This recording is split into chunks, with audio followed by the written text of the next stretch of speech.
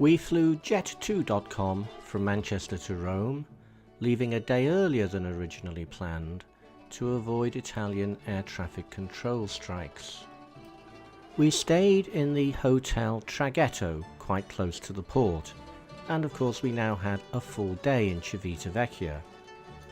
This is where Marina will be tomorrow. Michelangelo's fortifications by the port gate still standing. The statue on the waterfront promenade is called Unconditional Surrender and is one of a series round the world based on the famous photograph taken in Times Square, New York on VJ Day. We continued our walk along the seafront. Civitavecchia used to be a posh holiday resort for Romans.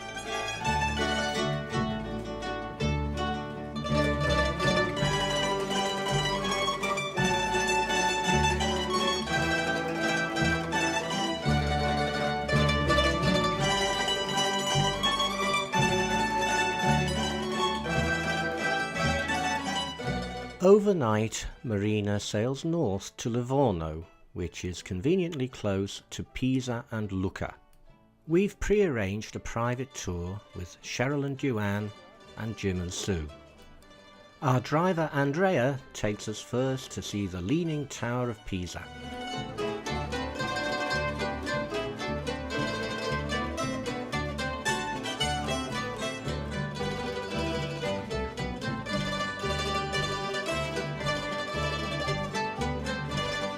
The main focus of our visit is the ancient walled city of Lucca, and there's Andrea leading our group to the Piazza Amphitheatro. Lucca's main square is built on the site of the Roman amphitheatre, as is plainly evident from its shape. Yep.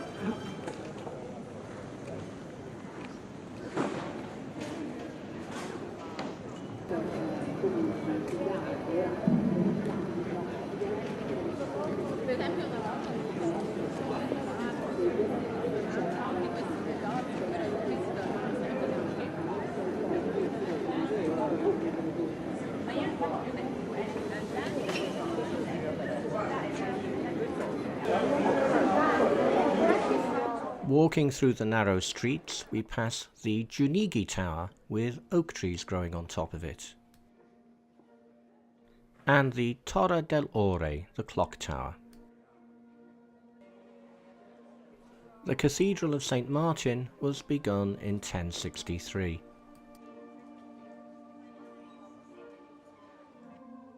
The composer Giacomo Puccini was born in Lucca in 1858 in this house.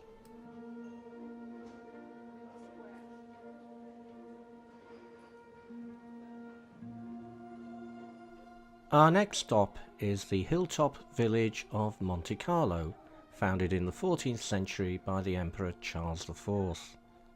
There's a festival involving chocolate going on, very tempting.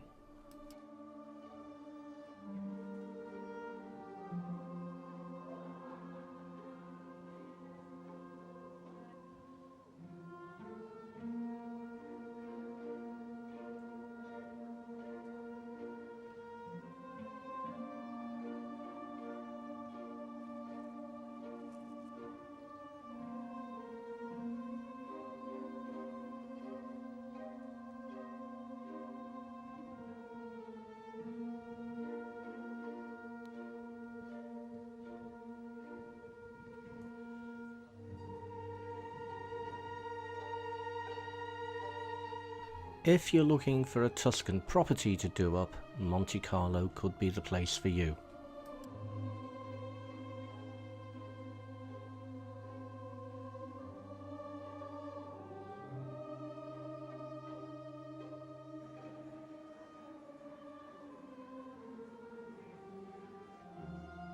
For our lunch break, we're visiting the nearby Buonamico winery, and you can see the village of Monte Carlo on the hill.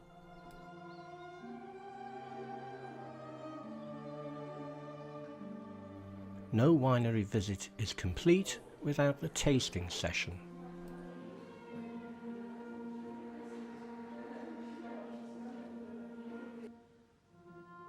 Our final visit is to the village of Torre del Lago on Lake Massachusetts. Puccini moved here when he started to become rich and famous. There's an annual Puccini festival here, and the house is open as a museum, but we're not allowed to take photographs in there. But we did meet his granddaughter, who now owns the house.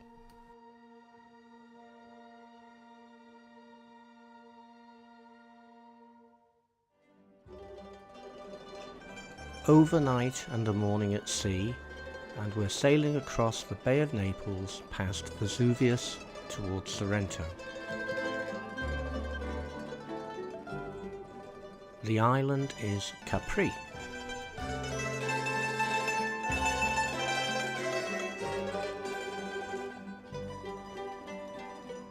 Already at anchor are Azamara Quest, Royal Clipper and Pacific Princess. Once ashore, we go to the viewpoint at the Foreigners Club. And Royal Clipper's already left.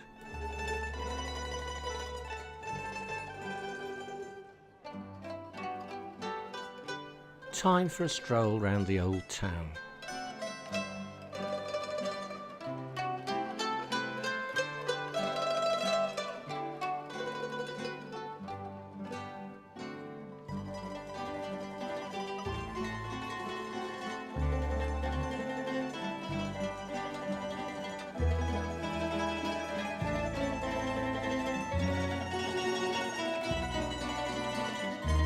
Marina's in till late night, but we're heading back on board before it gets dark.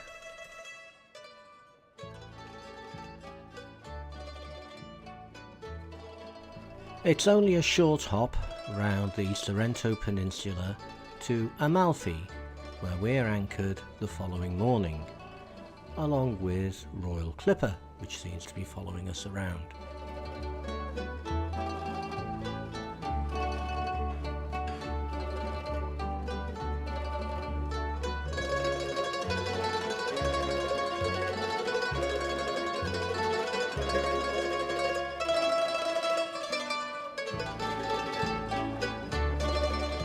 After a short tender ride to the harbour, we walk into the Piazza del Duomo.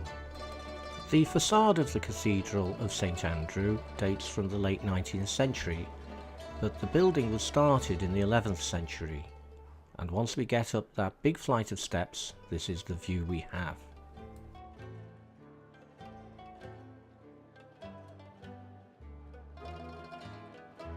Having paid our entrance fee, we start our visit in the Cloister of Paradise, so called because it was originally the burial ground of the nobility of Amalfi.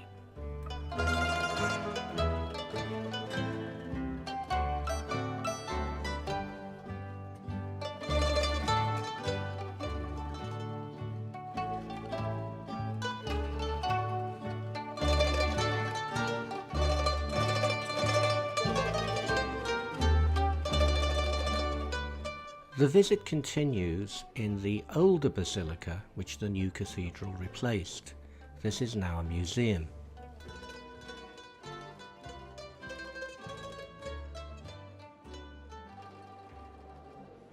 Next we move into the crypt. This was built in the early 13th century to house the relics of the apostle St Andrew, which were brought from Constantinople in 1208. During the Fourth Crusade.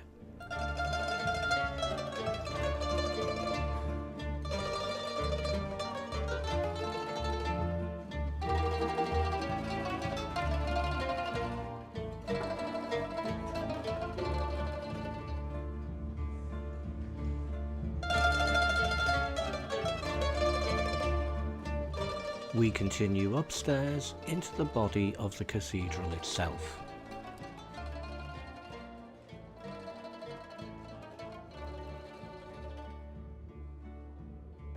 Back outside to stroll around the narrow, busy, steep streets of Amalfi.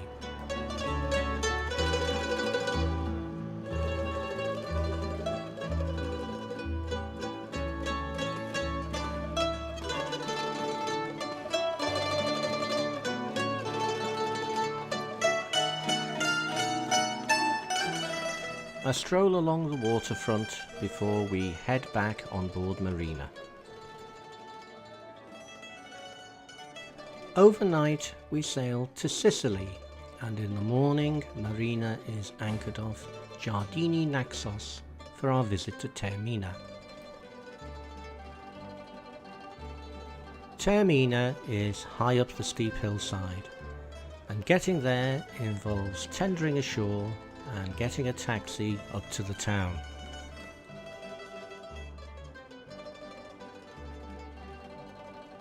And we've been joined by Windstar Cruises.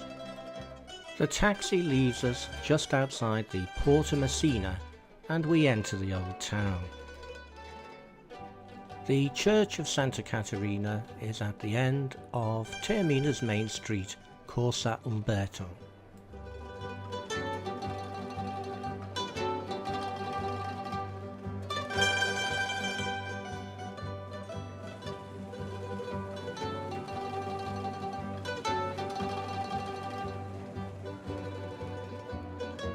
Entering the main square, facing the clock tower and the Porta di Mezzo.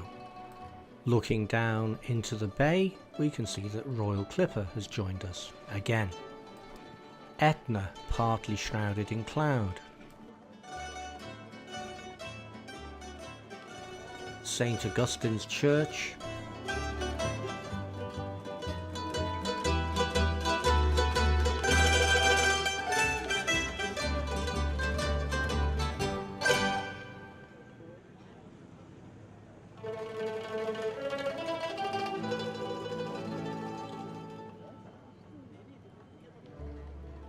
St. Joseph's Church.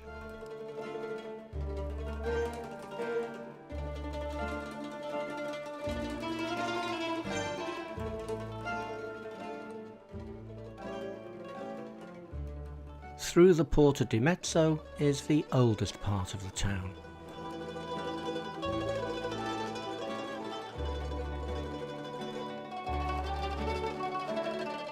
Taormina's cathedral dates from around 1400.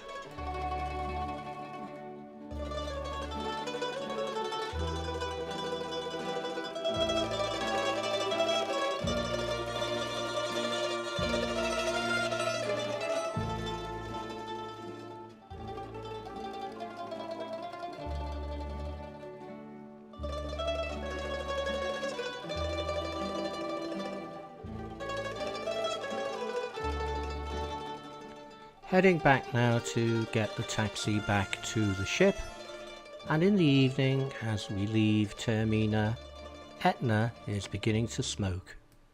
Next morning we're in Corfu, and when we get off the ship we team up with Susan and Murray to hire a taxi tour driven by Maria Elena around the island. We head up into the mountains above Corfu town, and across there in the distance you can see Albania, and down there in the harbour is our ship. Looking down now at Ios Gorgios on the opposite side of the island.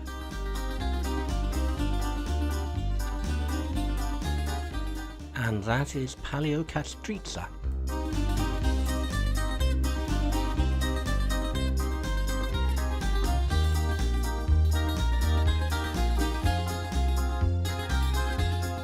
We stopped here for lunch with free samples of wine and olive oil, together with the bread and feta cheese that Maria Elena had bought. Obviously we bought some things to take away with us.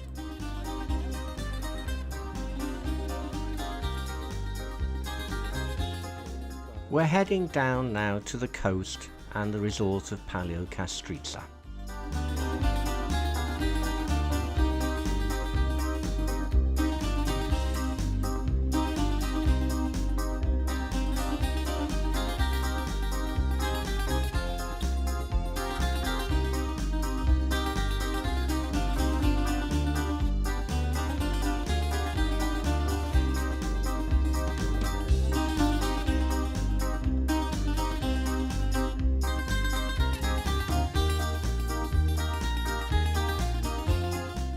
We've crossed back to the eastern side of the island again, and Cannoni.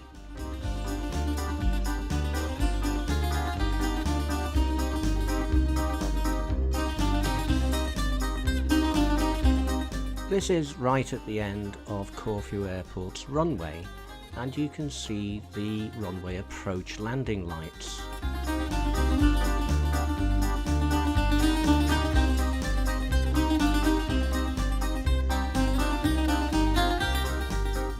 The tour ends in Corfu town, outside the Palace of St Michael and St George, a relic of the British administration of the Ionian Federation in the first half of the 19th century. We took a stroll round the old town centre, which was incredibly quiet, whether because it was siesta time or the parlour state of the Greek economy, we don't know.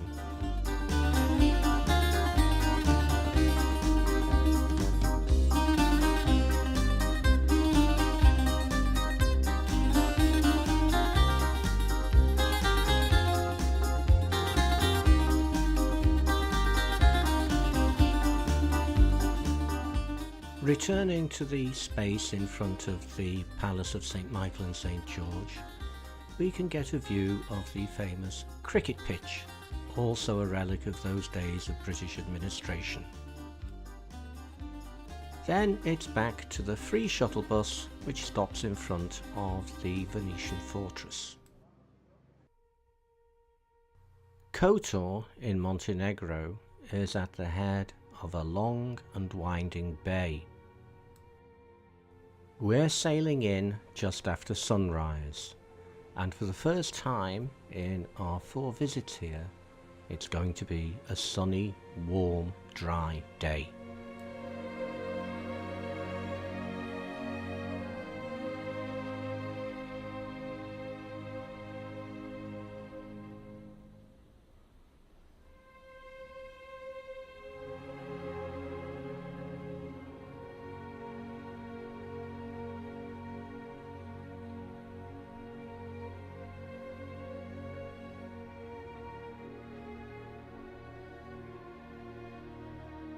We're berthed alongside in Kotor, directly opposite the entrance to the old town, but we're not going directly there. With Sue and Jim, we're going to hire a taxi for a tour around the bay. Our first stop is Perast, which was a Venetian city and at one time was extremely wealthy.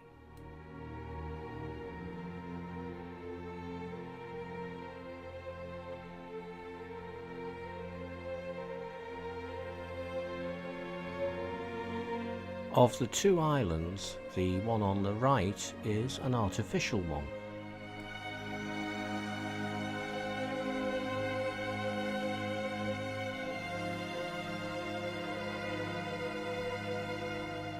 When the Venetian Empire collapsed in 1797, Perast was the last Venetian city to surrender.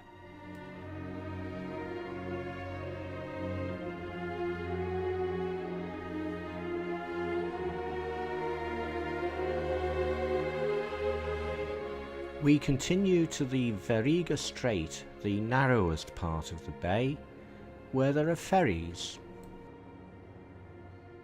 Our driver Lemko leaning on his car. There are plans to build a bridge across the strait here, but so far no signs of anything happening. Our next stop is Tivat and Porto Montenegro, a marina development which is backed by Russian money.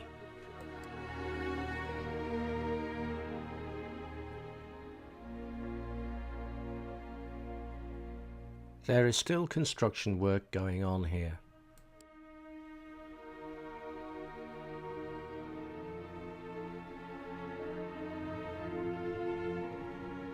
Back in Lemko's car to our final destination, the ancient city of Budva on the Adriatic coast. Founded in ancient times, Budva was part of the Venetian Republic for 400 years. Now it is the capital of Montenegrin tourism and has nice beaches amongst other things.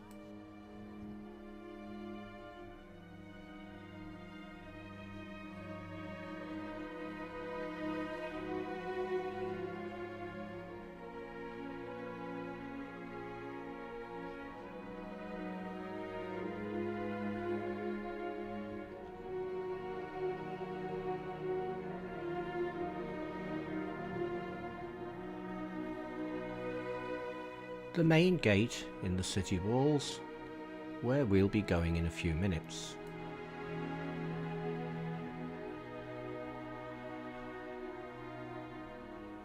Much of the old town was destroyed by an earthquake in 1979, but it's since been completely restored. The main square boasts 3 churches.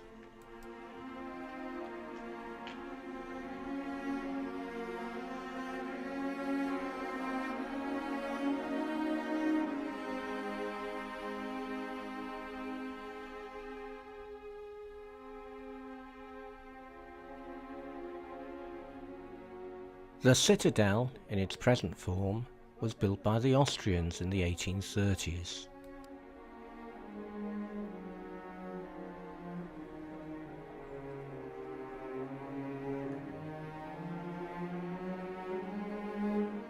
There are several gates in the western wall through which you can reach the Marina, which is stuffed with very expensive yachts, some of which apparently belong to secretive Russians.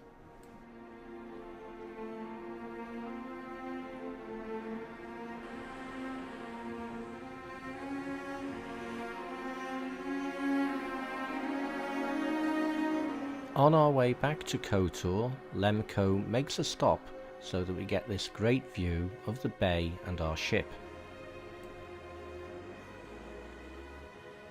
We enter the town through the Sea Gate. Facing us is the clock tower.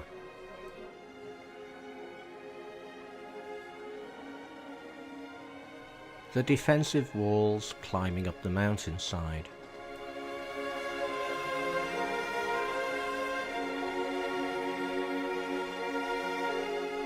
St. Tryphon's Catholic Cathedral.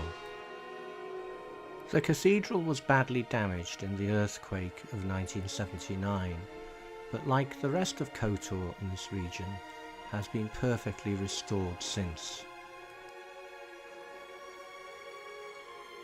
You can walk upstairs to a viewing balcony.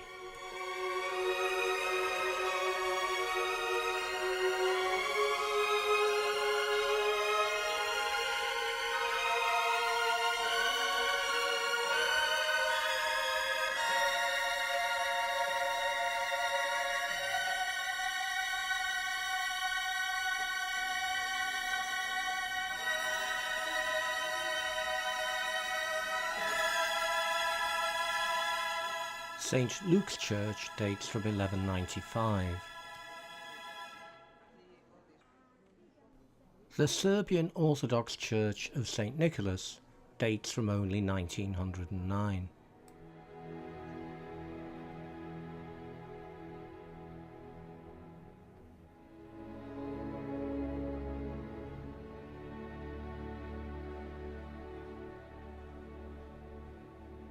Back to where we started, and it's time to go back on board for our overnight sail to Dubrovnik. Another dawn arrival.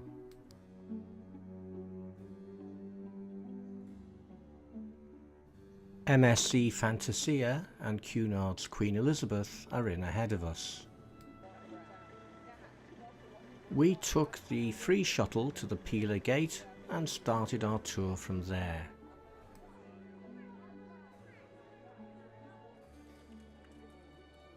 The Franciscan church is just inside the gate, and we decided to go in and have a look for a change.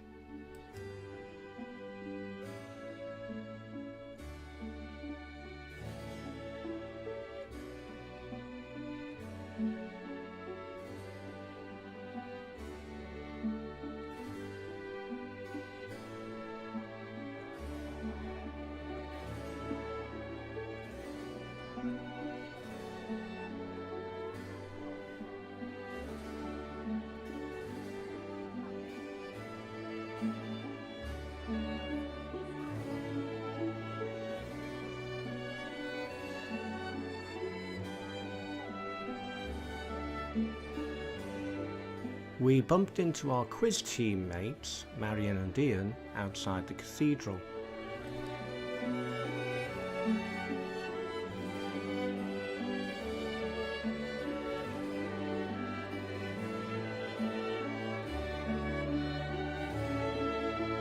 We stopped for a coffee overlooking the old harbour, and there's a Costa ship at anchor.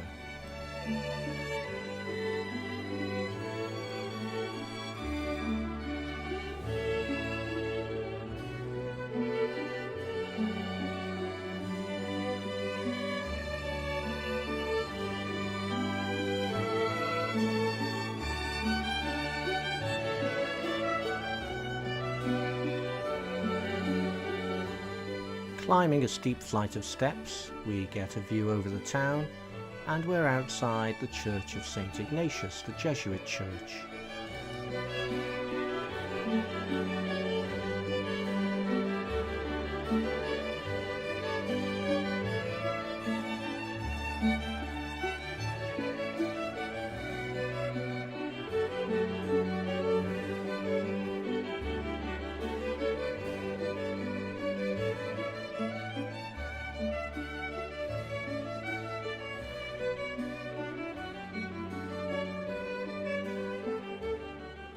There was such chaos outside the Pile gate for the shuttle buses, we got a taxi back to the ship. There's a full day at sea before we arrive in Venice, and we're entering the lagoon at dawn, passing part of the new Moses flood defence system.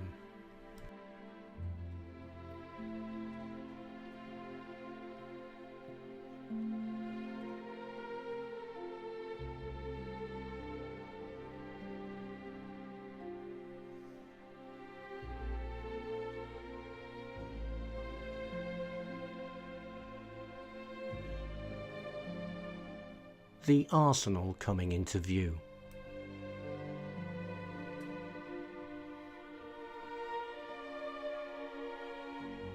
Passing the gardens where the Biennale is held.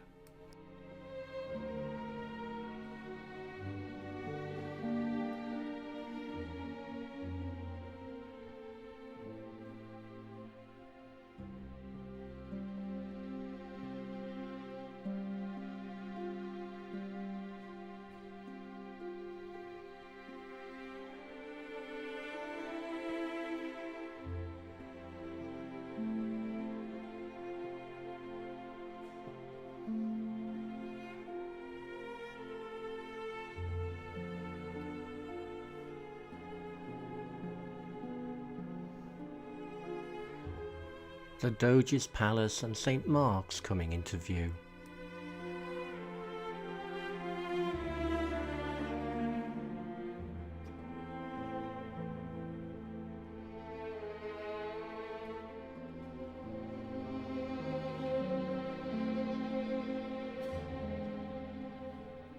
Santa Maria della Salute on the left and the entrance to the Grand Canal on the right.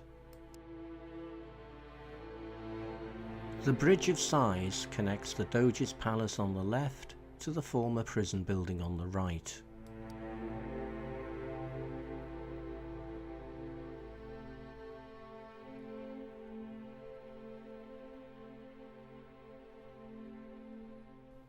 We're now entering the Giudecca Canal.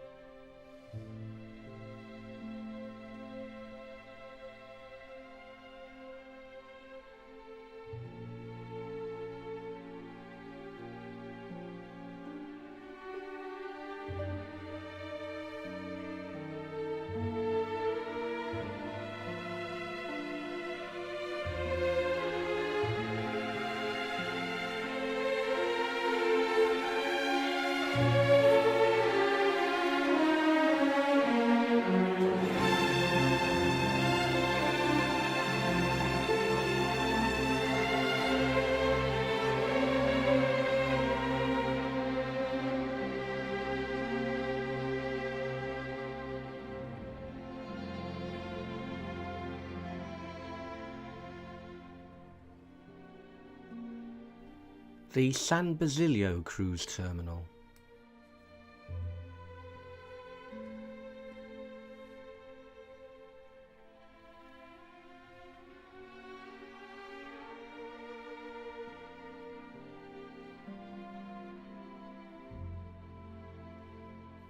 Celebrity Equinox and Queen Elizabeth are already in the Stazione Marittima.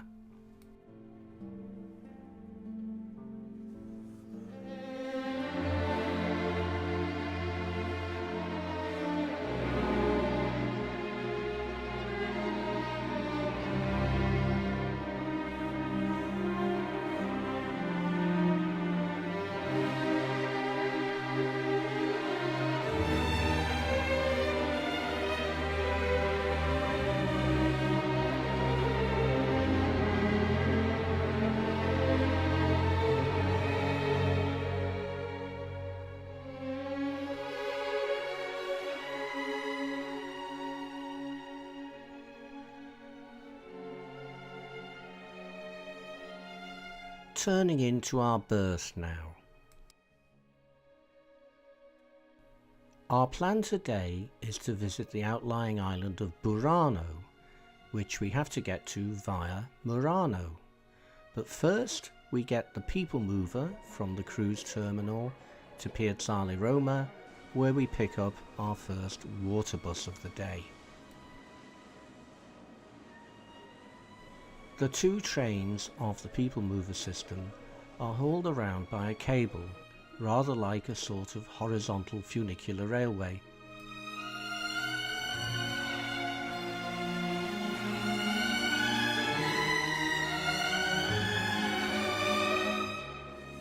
We've arrived on Murano, where we have to change water buses. There's about half an hour to wait, so we stop at a cafe to get some free Wi-Fi and also a cup of coffee.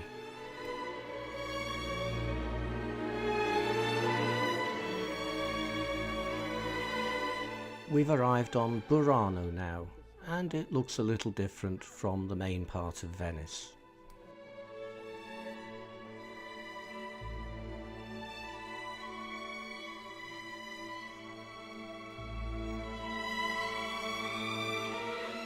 Burano is famous for lace making and also for having brightly coloured buildings.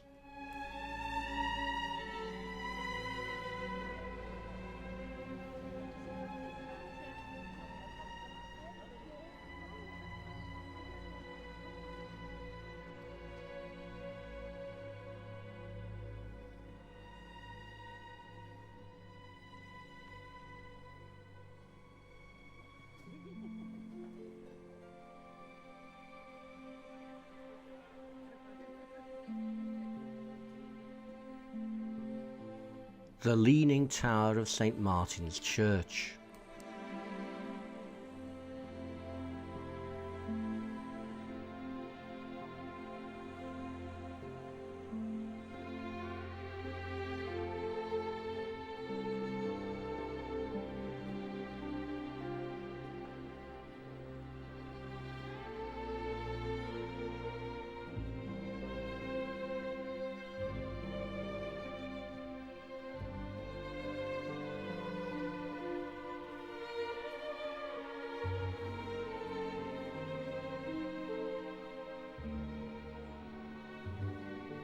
Across the lagoon, Venice in the distance.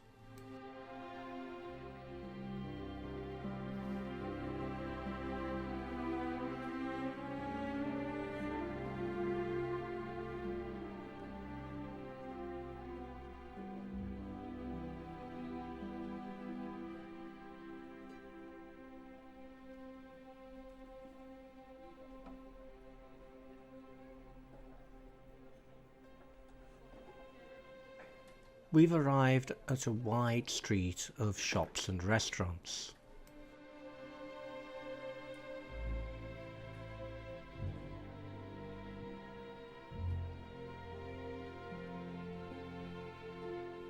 The street opens onto a large piazza which contains St. Martin's Church.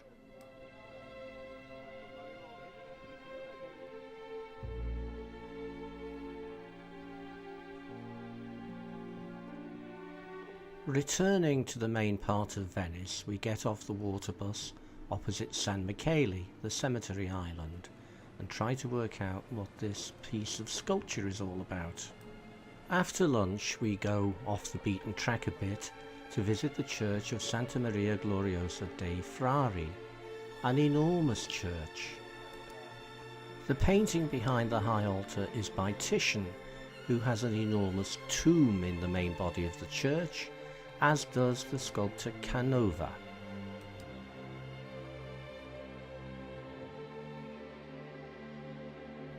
We set off for the people mover to get back to the ship through some unfamiliar to us parts of Venice. This will be our last night on board, and in the morning we fly home.